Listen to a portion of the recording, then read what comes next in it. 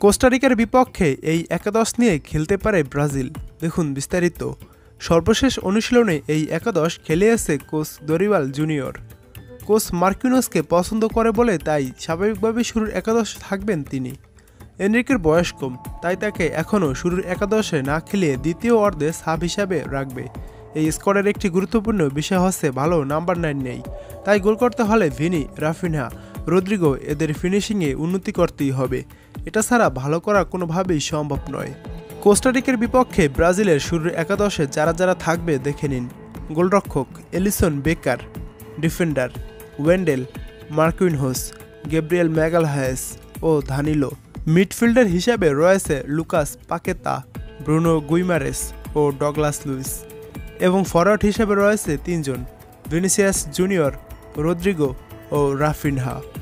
Brazil ও কোস্টারিকার ম্যাচটি শুরু হবে আগামী জুনের 25 তারিখ বাংলাদেশ সময় সকাল 7টায়।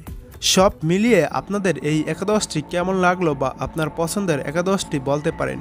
আরেকটি বিষয়, এখানে সবাই ইউরোপে ভালো ভালো ক্লাবে খেলেছে, যেমন ভিনি রদ্রিগো রিয়ালের হয়ে খেলেছে, রাফিনহা বার্সায় খেলেছে, ডগলাস লুইস অ্যাস্টন ভিলাতে খেলছে তবে জুভেন্টাসে চলে যেতে পারে, ব্রুনো গুইমারেস নিউক্যাসলের হয়ে খেলতেছে, পাকেতা ওয়েস্ট হ্যামের হয়ে খেলছে, ম্যাগালহায়েস খেলছে আর্সেনালে, দানিলো জুভেন্টাসে, ওয়েন্ডেল পোর্তোতে, মার্কুইনহোস পিএসজিতে এবং এলিসন বেকার লিভারপুলের হয়ে খেলছে।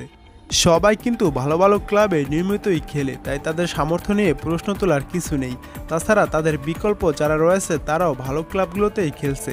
এখন কোচের উচিত দলের মাঝে ভালো একটা কম্বিনেশন তৈরি করা।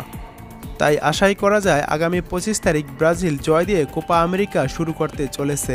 খেলাধুলার যে কোনো আপডেট পেতে আমাদের টাইমস টু ফুটবল চ্যানেলটি সাবস্ক্রাইব করে নোটিফিকেশন অন করে দিন।